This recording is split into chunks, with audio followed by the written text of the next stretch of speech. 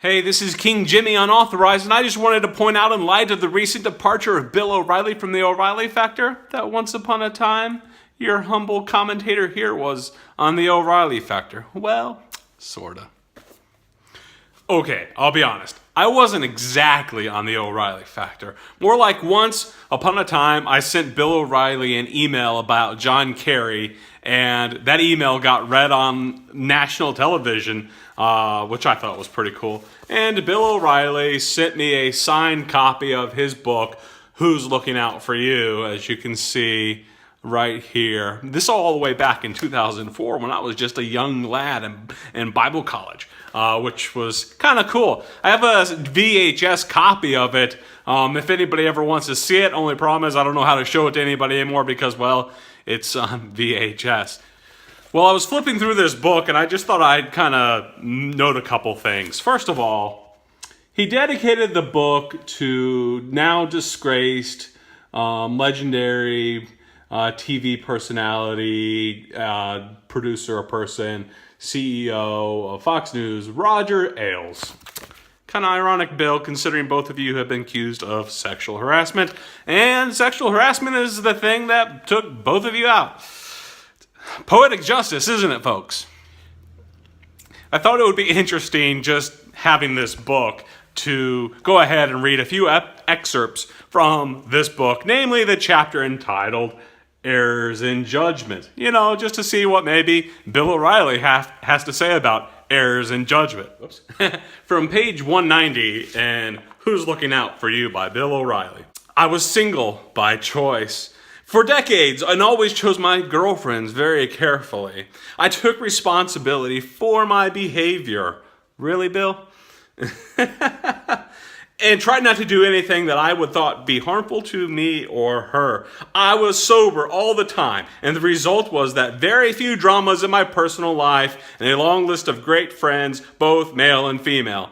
I'm sure I'm disappointed some along the way, but I tried hard to be upfront and non-exploitive. I had no need for Dr. Phil, and thank God for that. Well, you know, Bill, I think Dr. Phil would love to have you on his show. Another reading from the chapter, pages 192 and 193, and Bill O'Reilly's Who's Looking Out for You. What saved me professionally was that I performed well, and I scored some touchdowns in the world of journalism.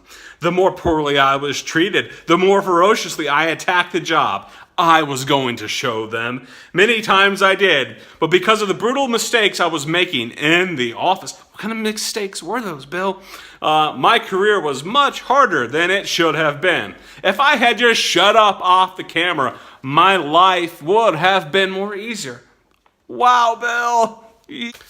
Another excerpt from pages 201 and 202 of Errors in Judgment and Who's Looking Out for You. Most of us become infatuated with certain people over the course of our lives. Tell us more, Bill. Once in a while, that passionate feeling works out. I bet he knows.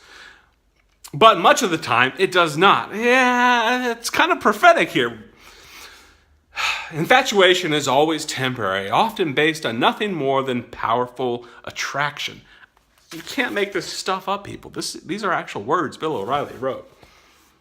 Unfortunately, that kind of attraction often makes us do things we would not ordinarily do.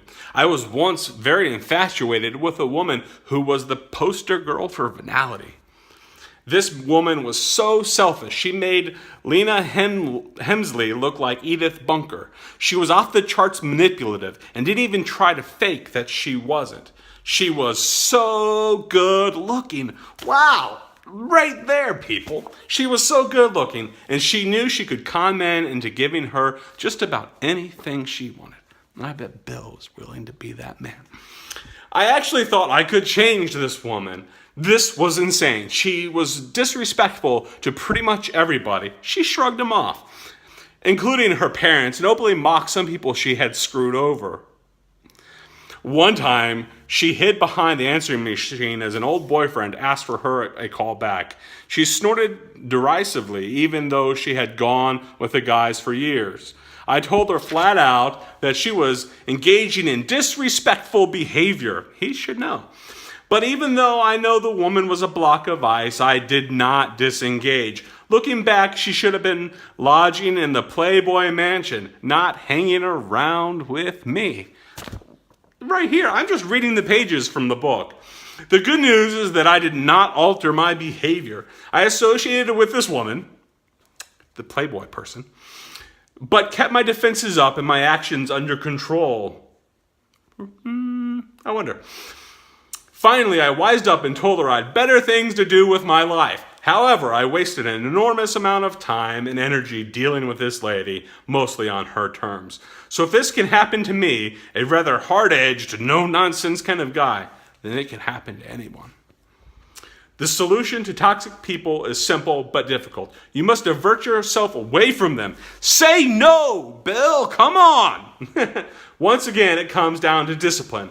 If the fruit tastes good, but you bleed after eating it, you've got to dine elsewhere or be drained all the time.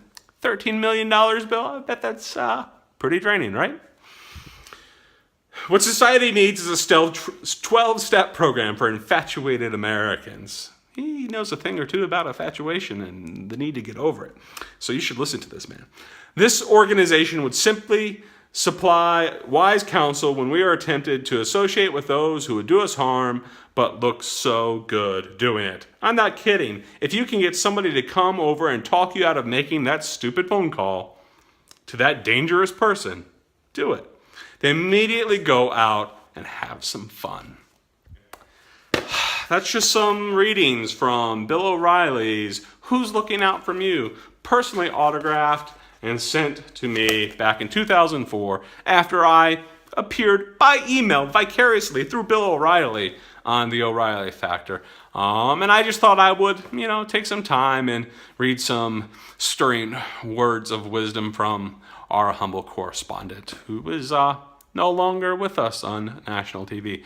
So anyway, this is Jimmy. Peace out, everybody. Be wise.